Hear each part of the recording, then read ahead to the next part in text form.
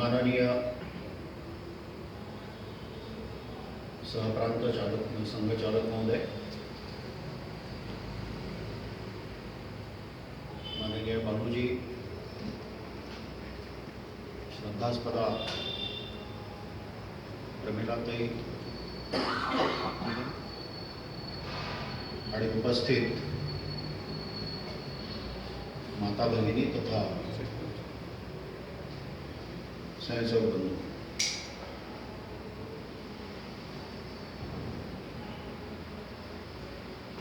मधुकर विश्वनाथले 65 वर्ष असमाज प्रचारक आहे. 1950 साली मुंबईहून संघ कार्यकर्ता मधुजींना आसामला पाठवण्यात आलं.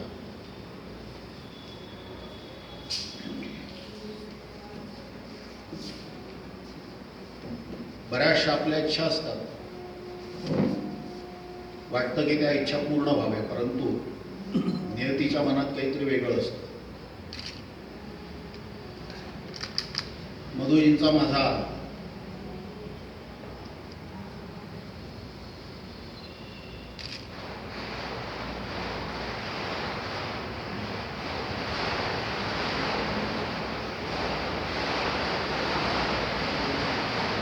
अतिशय निकटचा संबंध झाला.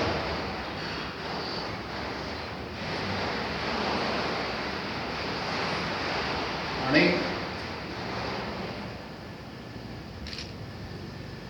इथे इतरही काही असे कार्यकर्ते आहेत की ज्यांचा फार जवळचा संबंध आहे त्यांच्याशी.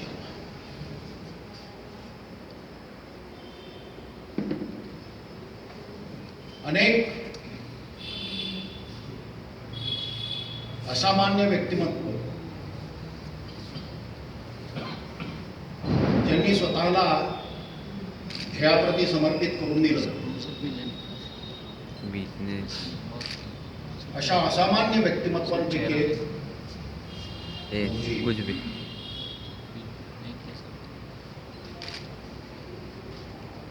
फार जवळचा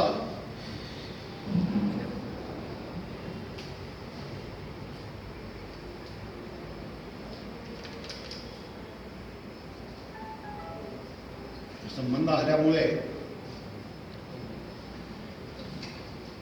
जवळपास त्यांच्या व्यक्तिमत्वाचा एकूण एक पैलू बघायला मिळाला. मूळचे मुंबईकर, त्यातही हिमय, अफाट बुद्धिमत्ता, परंतु केवळ बुद्धिमत्ता नाही तर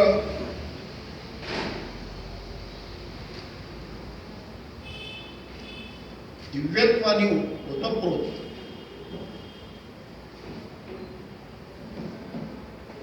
अशा प्रकारचं व्यक्ती संघाच्या संपर्कात कसे आले. आता इतका जवळचा संबंध असल्यामुळे बऱ्याचशा गोष्टी मी विचारत असे.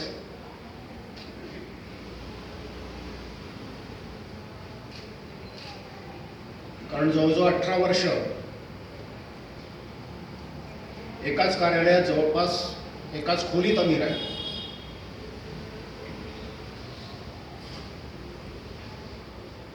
कारण हे 1.5 खोलीचं कार्यालय.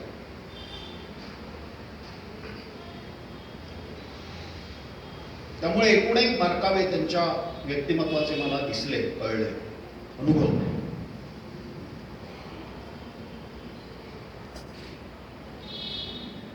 तरुण वयात संघात आले आणि सुरुवातीला 2-1 वर्ष महाराष्ट्रातच प्रचारक म्हणून कार्य केले.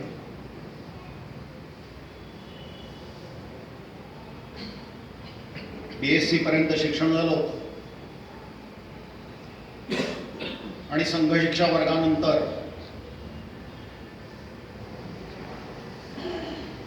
किंवा प्रचारक निघण्यापूर्वी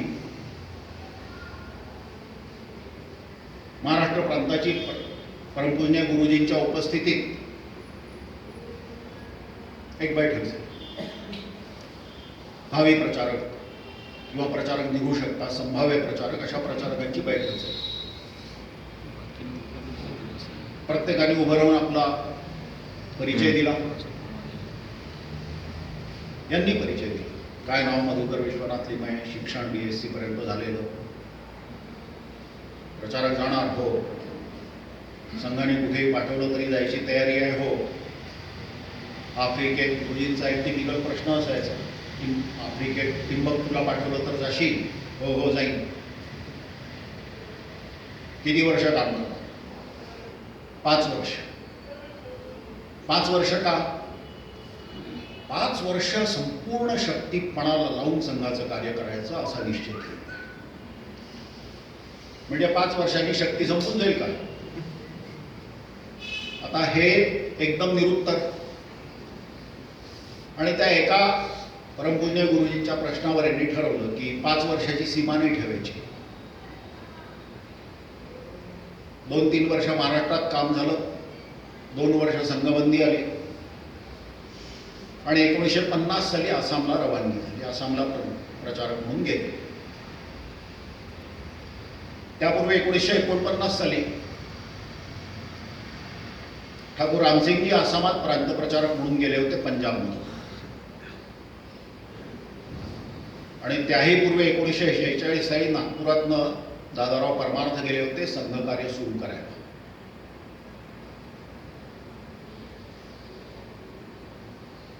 एकोणपन्नास साली ठाकूर रामसिंग गेले.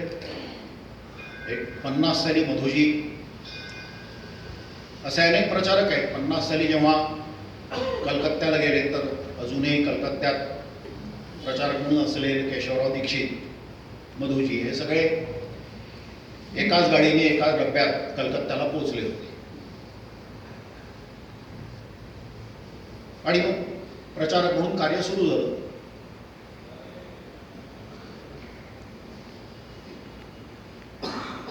जिथे मी अनेक वर्ष राहिलो त्या नवगावला मधुजींची प्रचारक म्हणून नेमणूक केली ठाकूर साहेबांनी. त्यातलं एक उदाहरण सांगायचे मधुजींनी. तसं हिंदुत्वाच्या संदर्भातलं कार्य आसामात अनेक वर्ष आधीपासून सुरू होतं.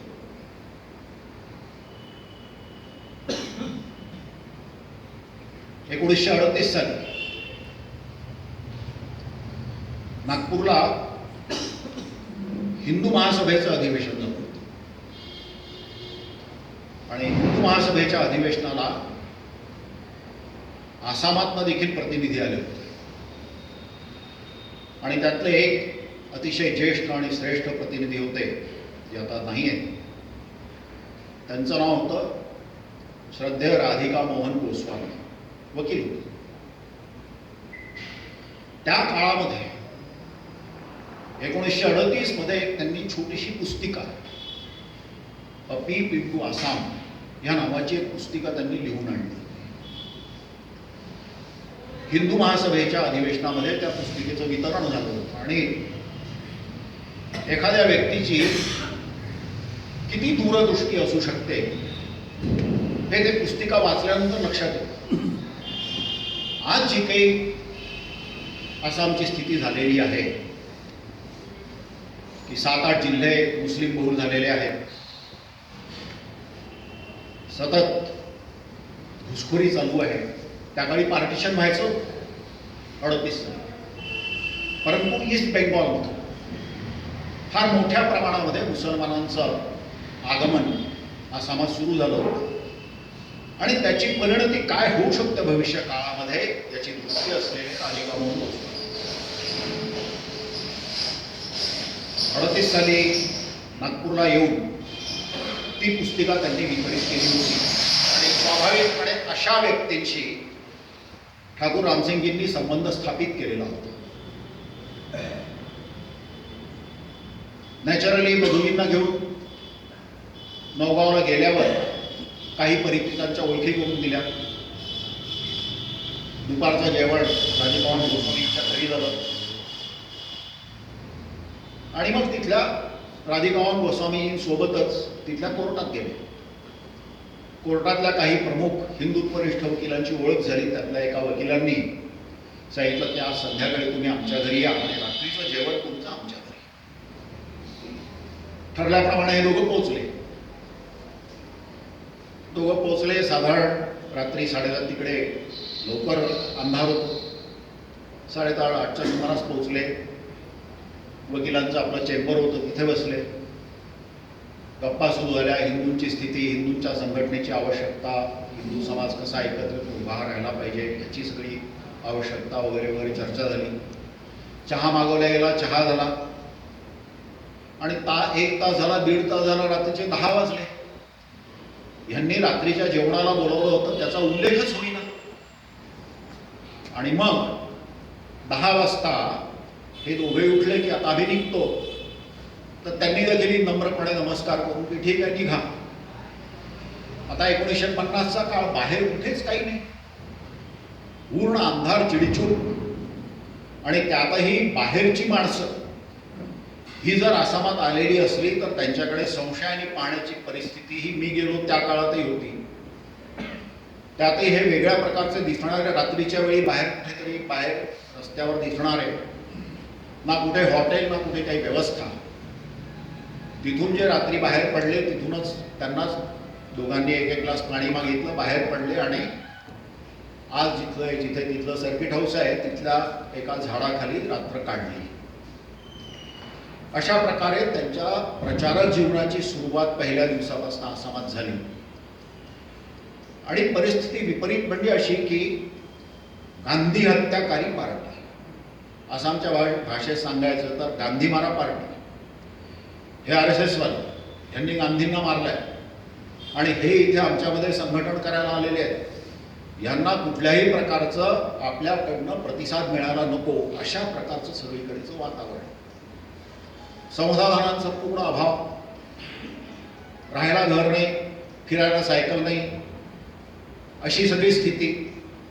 आणि त्याही परिस्थितीमध्ये नेटानी त्या नौगावमधल्या सगळ्या, विशेषतः तिथल्या स्थानिक बुद्धिजीवी समाजाला आणि त्या सगळ्या कुटुंबियांना संधानुकूल करून घेतलं. ते बेस आज तागायत कायम आहे.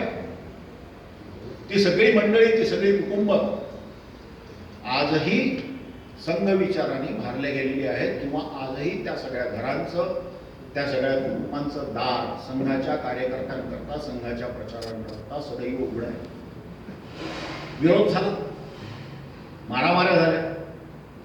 एक छोटंसं उदाहरण, एकदा कुठेतरी बसनी जात असताना त्या नौगावपासून एक 40 किलोमीटरवर पुलियावर नावाचं स्थान, त्या बसमध्ये चढताना सीटवर बसण्याकरता एका तरुणाशी त्यांची झाली मारामारी. मधुजी अतिशय तसे पाहिले तर तापट होते, अतिशय तापट. आणि अतिशय तसं पाहिलं तर अनेक लोकांना विक्षिप्त वाटावं असं त्यांचं वागणं असायचं. कारण अत्यंत मेधावी, म्हणजे कशा किती मेधावी असावं तर यांच्या असं लक्षात आलं की आता आसामात आपल्याला घोष उभा करायचा आहे, तर आपल्याला तर कुठलं वाद्य येत नाही. परंतु प्रतिभा इतकी मोठी की 2-3 महिने प्रयत्न करून, काही कुठून इकडून तिकडून शिकून, काही स्वतःच्या प्रयत्नाने, परंतु स्वप्रयत्नाने सायड्रम शिकले, यानक शिकले, शंख शिकले, वंशी शिकले. आणि मग तरुणांना एकत्र करून की या 3घांना वंशी शिकवायची, या 4घांना आनक शिकवायचा, या 4घांना शंख शिकवायचा. म्हणजे ज्यांना पहिले कधी घोषाशी विशेष संबंध आलेला नसताना की आज इथल्या प्रांतामध्ये जर घोष उभा करायचा असेल, संघाचा घोष उभा करायचा असेल, तर पहिले मला ती सगळी वाद्य शिकून घेणं आवश्यक आहे, कारण दुसरा कोणी शिकवणार नाही. तिन्ही वाद्य पूर्णपणे आत्मसात केली आणि मग त्यातून त्यांनी हळूहळू घोष उभा केला. अशी अद्वितीय प्रतिभा. हळूहळू फार कमी काळामध्ये भाषा आत्मसात केली. म्हणजे असमिया भाषेमधले मधुजी लिमय हे एक सिद्धहस्त लेखक मानले गेले. हे प्रकाशनपूर्व, समजा प्रकाशनपूर्व जे काही हे असतं आपलं सवलत देऊन बुकिंग करण्याचं पुस्तकांचं, तर हे पहिले मधुजी असे होते की ज्यांनी डॉक्टर हेडगेवारांवर लिहिलेलं पुस्तक याची प्रकाशनपूर्वच हजारोच्या संख्येने बुकिंग होऊन गेलेलं. मधुजी म्हणायचे की मी काही साहित्यिक नाही आहे, परंतु असमिया भाषेवर प्रभुत्व, बांगला भाषेवर प्रभुत्व निर्माण केलं. मूळचे मराठी, मूळचे मुंबईकर, इंग्रजीवर प्रभुत्व होतं, पण हिंदी त्यांची यथातथ होती. तर हिंदीवर प्रभुत्व मिळवलं, असमियावर प्रभुत्व मिळवलं, बांगलावर प्रभुत्व मिळवलं, इंग्रजीवर प्रभुत्व होतं. त्याच्यामुळे तिथल्या बुद्धिजीवी समाजावर अत्यंत आपला प्रभाव निर्माण करण्याची त्यांची क्षमता.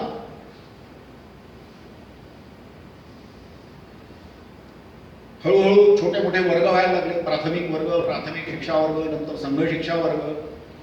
वर्गाला आले की शिक्षार्थी आजारी पडतात, मग चिकित्सा कुठून करायची? कोण डॉक्टर येणार आणि आपली सर्व्हिस इथे देणार? हे शक्य नव्हतं. आणि समजा कोणी डॉक्टर आला तरी ॲलोपॅथीची औषधं ही महाग असतात, ती द्यायची कशी? म्हणून या माणसांनी सगळी होमिओपॅथीची पुस्तकं गोळा केली, होमिओपॅथीचा अभ्यास केला.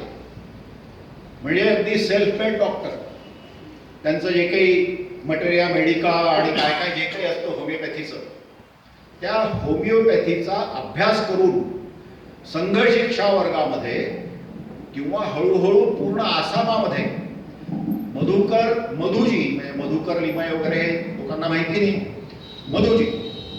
मधुजी हे जसे नागपुरातले डांगरे तसे आसामातले मधुजी, की कुटुंब वाट बघायचे बसायचे की मधुजी जर प्रवासाला आले आमच्या भागामध्ये तर आम्ही आमचे आजार त्यांना दाखवू आणि आम्ही आमची चिकित्सा करून घेऊ.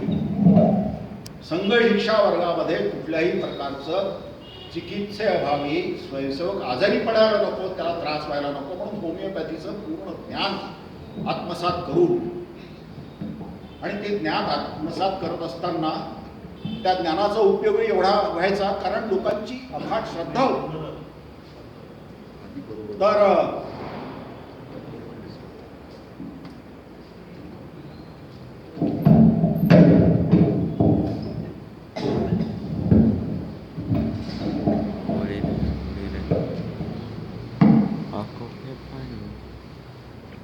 तर अशा प्रकारे होमिओपॅथीचं ज्ञान, अशा प्रकारे अनेकदा. आता आपल्याला आसामात राहायचं आहे म्हणून आसामचा पूर्ण इतिहास कळून द्या. आणि एकदा आसामचे फार मोठे इतिहास तज्ञ, म्हणजे फार मोठे इतिहासातले जाणकार डॉक्टर सूर्यकुमार भुया त्यांचं नाव, आणि त्यांनी एक हे लिहून टाकलं एका ठिकाणी की राष्ट्रीय स्वयंसेवक संघाने गांधींची हत्या केली. त्याच्यावर केस झाली आणि ती केस आणि त्या दृष्टीने पूर्ण अभ्यास, पूर्ण त्याचं सगळे तथ्य देण्याचं काम मधुजींनी केलं.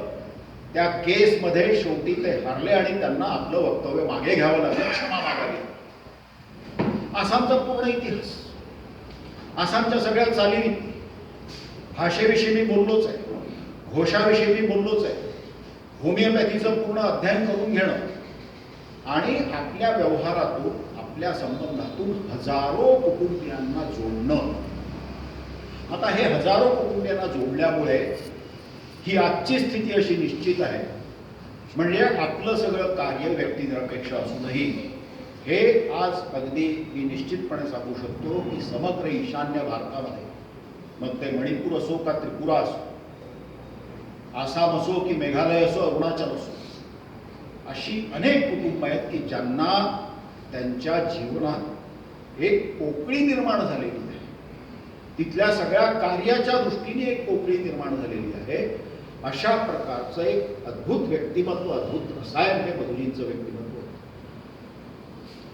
तर त्या बसमध्ये जात असताना एका मुलाशी, तरुणाशी झाली मारामारी, आणि मारामारी झाल्यानंतर आता त्याला वाटलं की हा बाहेरचा माणूस यांनी माझ्या थोबाडात मारली, काहीतरी झालं सीटची, हेही तरुण होत आहे. त्यांनी म्हटलं की तू काय करशील? आणि मी मारून दाखवेन. दिला 2 थोबाडा, उठ माझ्या सीटवर, असं काहीतरी झालं. त्या पोराच्या जिव्हारी लागलं आणि मग त्यांनी असं ठरवलं की याला चांगली अद्दल घडवायची, म्हणून तो एका मोठ्या वकिलाकडे गेला. ते आता नाही आहे, मी भेटलोय त्या वकिलाकडे गेला आणि त्यांना म्हणाला की मला असं असं एका तरुणाशी माझी मारामारी झाली आणि मला त्याच्यावर केस टाकायची. केस काय, तर बसमध्ये असलेल्या एका तरुणीला त्रास देत असल्यामुळे त्याला मी विरोध केला म्हणून माझी मारामारी झाली, अशी मला केस टाकायची. त्या वकिलांनी सांगितलं की अरे बाबा, तू दुसरी कुठलीही केस टाक, पण त्या माणसाविषयी अशी केस टाकण्याचा जर तू प्रयत्न केलास तर नवगाव नगरातला एकही वकील तुझी केस घ्यायला तयार होणार नाही, उलट लोक तुला पागल म्हणून ठरवतील. अशा प्रकारचा आपल्या व्यक्तिमत्वाचा, आपल्या चारित्र्याचा ठसा दूर मुंबईमधून जाऊन आसामातल्या समाजामध्ये उत्पन्न करणं. मधुजी नॉनव्हेज खात नसत. एकदा आहेत एक ते आमचे स्वयंसेवक अजूनही आहेत गुवाहाटीत, त्या काळात खेड्यात राहत होते आणि आसामात किंवा बंगालमध्ये घरी आलेल्या अतिथीला जर मासोळी नाही खाऊ घातली तर मोठं म्हणजे दुःखद असं हे, कारण मासोळी ही शाकाहारी मानल्या जाते. तर घरी एक अतिथी आलेला आहे आणि त्या अतिथीला एका ठिकाणी त्या एका स्वयंसेवकाच्या घरी गेले. घरदी 18-20 दारिद्र्य आणि मग दुपारचं जेवण, तर जेवणामध्ये मासोळी पाहिल्यावर म्हणे मी तर हे खात नाही म्हटल्यावर ती घरातली गृहिणी म्हणाली, अहो तुम्ही येणार म्हणून मी आज पहाटे 4 वाजता नदीवर गेली, मी तिथे जाळं टाकलं, मासोळी पकडली आणि तुमच्याकरता म्हणून मी तयार केलेली आहे. असं म्हटल्यावर यांना लक्षात आलं की मला जर लोकसंग्रह करायचा आणि लोकांचं संघटन करायचं असं असेल तर आपली आवड निवड बाजूला ठेवून आणि तिच्या भावनेला, त्या कुटुंबियांच्या भावनेला आणि त्यांचं तेच मिष्टान्न, त्याच्या व्यतिरिक्त काही भात आणि तो जरा बंगलामध्ये म्हणतात मासेर झोल किंवा आमच्याकडे आसामात मासर तरकारी, तर ते त्याच्याशिवाय दुसरं काहीच नाही आहे. आणि मग त्यावेळी मधुजींनी ठरवलं की ठीक आहे, इथे जे काही आपल्याला खायला मिळेल ते शेवटी ब्रह्मार्पणम ब्रह्मवीर म्हणतो आपण, तर त्या भावनेतनं आपण ग्रहण करायचं. परंतु केव्हाही मी खात नाही असं म्हणायचं नाही. म्हणून काही मधुजी मांसाहार केला म्हणून मधुजी काही विकृत झाले आणि काही विकृती निर्माण झाल्या असं नाही आहे. पूर्ण आजही त्यांच्या व्यक्तिमत्वाचा, त्यांच्या गुणांचा, त्यांच्या चारित्र्याचा असा सगळा ठसा समग्र ईशान्य भारतातल्या अनेकांवर, अनेक कुटुंबांवर, अनेक व्यक्तिमत्वांवर आजही कायम. भाषांवर प्रभुत्व मिळवलं, संस्कृतवर प्रभुत्व, गणितात तज्ज्ञ होते. मी मधुजींना विचारलं की तुम्ही तर BSc पास करून आले होते आसामला, मग MSc केव्हा केलं? मी सुरुवातीला एक अद्वितीय प्रतिभा संपन्न हा शब्द वापरला होता. MSc केव्हा केलं? तर म्हणाले की मी मुंबईला जाऊन MSc केलं. हो पण तुम्ही इथे प्रचारक, मुंबईला तुम्ही MSc केलं, हे कसं काय? त्यांनी मला सांगितलं असं आहे म्हणे, तुम्हाला गणित करून पाहावी लागतात. मी माझ्या बालवयापासून गणिताचा अभ्यास देखील एखादं कादंबरी वाचावी त्या पद्धतीने करत असे. म्हणजे गणिताचं पुस्तक घ्यायचं आणि एखादी कादंबरी वाचावी तसं अथपासून इथपर्यंत वाचायचं आणि त्याच्या आधारावर परीक्षा द्यायची. हो पण तुम्ही BSc तसंच केलं. म्हणजे MScला परीक्षेच्या 15 दिवस आधी मुंबईला गेलो, कारण प्रायव्हेट म्हणून आधी हे करून घेतलं होतं. परीक्षेच्या 15 दिवस आधी मुंबईला गेलो, पुस्तकं घेतली, पुस्तकं वाचली आणि परीक्षा दिली. आणि तेही MSc मॅथमॅटिक्स फर्स्ट क्लास, हे कसे बसे पास झाले असं नाही. तर अशा प्रकारे अद्वितीय प्रतिभांत संपन्न असलेले आणि अनेक प्रकारचे दिव्य गुण असलेले मधुजी, आणि त्याच्यामुळे ही अशी माणसं जी एक्स्ट्रा ऑर्डिनरी असतात ती थोडीशी विक्षिप्त. अनेकदा लोकांना वाटायचं की मधुजी विक्षिप्त आहेत, मधुजी कधी कधी चिडायचे, कारण मधुजींना एक एक वेगळ्या प्रकारची दृष्टी प्राप्त होती आणि ती दृष्टी अशी होती की मी मला जेवढा ओळखत नाही तेवढे मधुजी आम्हाला ओळखायचे. एक आमचं एकदा असं झालं होतं, एक काही वर्षापूर्वीची गोष्ट आहे, मला वाटतं 89 वर गोष्ट असावी. नलवाडीला आमचा संघ शिक्षा वर्ग होता. त्या वर्गात मी नव्हतो, काही कारणास्तव बाहेर होतो, आणि त्या वर्गामध्ये संघ शिक्षा वर्गामध्ये एक प्रॉब्लेम आला. तो प्रॉब्लेम असा की त्या वस्तू भांडारामध्ये संघाच्या गणवेशामध्ये सांगितलेले मोजे मिळतच नव्हते. मुख्य शिक्षकाचे मोजे आणि 1-2-4 शिक्षकांचे मोजे ते जर सोडले तर इतर स्वयंसेवकांकडे भांडारात जो मोजा मिळेल तोच मिळायचा, दुसरा मोजा नाही.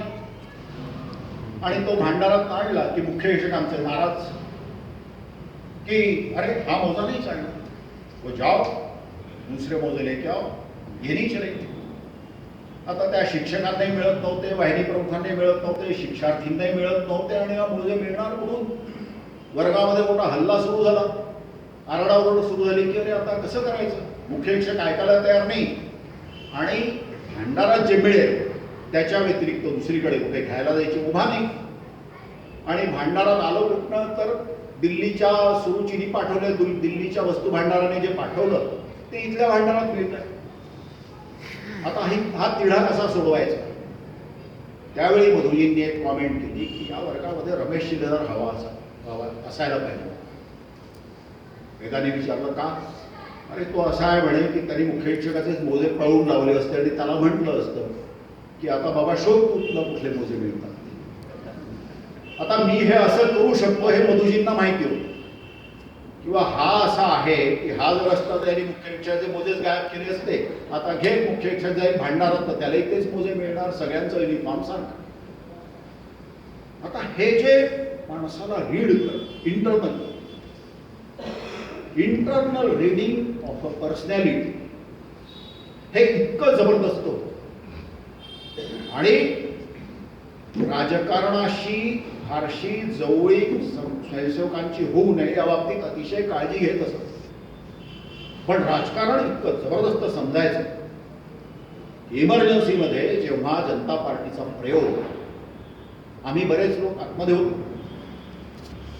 तर जनता पार्टीच्या दृष्टिकोनातून आता आसामात जनसंघाचं अगदी थोडंसं अस्तित्व होतं. प्रभावी होता विरोधी पक्ष म्हणून समाजवादी पक्ष, आणि मग इतर लोकल काही पक्ष होते, एक PDP नावाचा पक्ष होता, असे काही लोकल पक्ष होते. तर त्या सगळ्या पक्षांच्या विविध नेत्यांना भेटून त्यांना कन्व्हिन्स करून की आजच्या या सगळ्या परिस्थितीमध्ये आपण एकत्र येऊन, सगळ्यांनी एकत्र येऊन उभं राहणं कसं आवश्यक आहे. जर इंदिरा गांधींची हुकुमशाही संपवायची असेल तर त्याची काय आवश्यकता आहे हे समजावून सांगण्याचं काम मधुजींनी केलं. त्यानंतर त्यातल्या काही लोकांना मी भेटलो, तर त्यांनी सांगितलं की तो म्हातारा, म्हणजे त्यांच्या आसामात म्हातारा म्हणजे फार आदराने मानलं जातं. आपल्याकडे गावांमध्ये बुढाऊ, बुढा असं म्हणतात. आसामात कोणालाही बुढा म्हटलं की तो मोठा आदरार्थी असतो. तर तो बुढा तुमचा, तो म्हणतो मला, मी काय बाबा, मला काही राजकारणातलं कळत नाही, कारण मधुजींची राहणी अत्यंत गबाळ्या आहे. म्हणजे अनेकांना अनेकदा व्यवस्थितपणे राहणाऱ्या कार्यकर्त्यांना, प्रचारकांना कधी कधी ऑकवर्ड वाटत असेल की अरे कसे राहतात गबाळ्यासाठी, राहणी अत्यंत गबाळी. वेश असावा बावळा परंतु अंतरी नाना काळा. नाना काळा म्हणजे अनेक प्रकारचं विविधांगी असं सगळं व्यक्तिमत्व. आणि ते मला म्हणाले की हे सगळे समाजवादी पक्षाचे नेते म्हणाले, हो तो म्हातारा म्हणायचा की मला राजकारणातलं कळत नाही, पण इतके राजकारणातले त्याला बारकावे माहिती होते आणि इतकं परफेक्ट पॉलिटिकल अनालिसिस त्या माणसाचं होतं की आम्ही समाजवादी असूनही त्यांचे भक्त बनतो. आणि खरोखर आसाम प्रांतातले अनेक समाजवादी हे मधुजींना आपल्या घरचा एक कुटुंबीय मानत असत अगदी व्यवस्थित तशाच पद्धतीने त्यांच्याशी वागत असत, तितकाच आदर त्यांच्याविषयी व्यक्त होत असे त्यांच्या वागण्या बोलण्यातून, आचरणातून. असं एक अनेक प्रकारांनी विभूषित असलेलं त्यांचे व्यक्तित्व. 1975 मध्ये इमर्जन्सी लागली आणि मग एक वेळ अशी आली की मधुजींचं हेडक्वार्टर नागपूरला होतं आणि मग इकडेच अभ्यंकरनगरला किशोर कायलकडे मधुकर गोडसे या नावाने ते राहिले. त्यावेळी मग एडी, बाबा जोगळेकर, बाबा सहस्रबुद्धे आणि अशा अनेक त्या नागपूरच्या जे तसे व्यवस्थेमध्ये थोडेसे कधी कधी अनफिट वाटणारे परंतु अत्यंत इरसाल आणि कर्तबगार असे अनेक कार्यकर्ते. आता ज्या ज्या लोकांशी त्या इमर्जन्सीच्या काळात, कारण त्यानंतर एक 3-4 महिन्यातच एक अशी मोठी घटना घडली आसामात की आमचे 3 प्रचारक एकाच दिवशी एकाच ठिकाणी पकडण्यात आले आणि त्यामुळे मधुजींना ताबडतोब आसामला परत पाठवण्यात आलं. आणि आसामात गेल्यानंतर ते त्यांचं एक तर गोरापान रंग आणि त्यांनी बरोबर आपलं दाढी वगैरे वाढवून, दाढी लावून, पूर्ण वेषांतर करून बाबाजी बनवून ते सगळीकडे हिंडत असत. कधी कधी तर असं झालं की समोर पोलीस दिसले तर ही प्रत्यक्ष घटना आहे शिवसागरच्या जवळ एका स्टेशनची, मला वाटतं फरकाटी मरेणी कुठली तरी असावी. लक्षात आलं की इथे काहीतरी पोलिसांचा ससामीर आहे. ते आपले एक चादर टाकली, दाढी बिडी वाढवून घेतली होती आणि बाबाजी म्हणून बसले तिथे. तर ते 1-2 इन्स्पेक्टर वगैरे असे हिंडत होते. त्यातला एक आला, बाबाजी मेरा हात देखो. यांनी आपला त्याला हात बघितला, त्याला काहीतरी सांगायचं ते सांगितलं, पण अगदी बेमालूम वेषांतर करून पूर्ण इमर्जन्सीच्या काळामध्ये इमर्जन्सीचं नंतरचं सगळं तंत्र आसामातलं त्यांनी हाताळलं. ह्याच काळामध्ये इतर सगळ्यांशी संबंध स्थापित केले आणि त्यातून बरोबर एक परिवर्तन घडवून आणलं. आणि त्याच्यानंतर नंतरचा जो सगळा टर्मॉइलचा पिरियड आसामचा राहिला, त्याच्यामध्ये ज्या अनेक प्रकारच्या कारवाया केल्या गेल्या, कारवाया झाल्या, तर त्याचे मूळ सूत्रधार हे मधुजी असायचे. परंतु कुठेही काहीही त्याची वाच्यता नव्हता आणि त्या अनेकदा सूत्रधार किंवा अनेकदा प्रेरणा केंद्र अशा प्रकारचं सगळ्या विविध प्रकारच्या समस्यांना हाताळत आणि पूर्णपणे भगवंतावर अगाध श्रद्धा, एक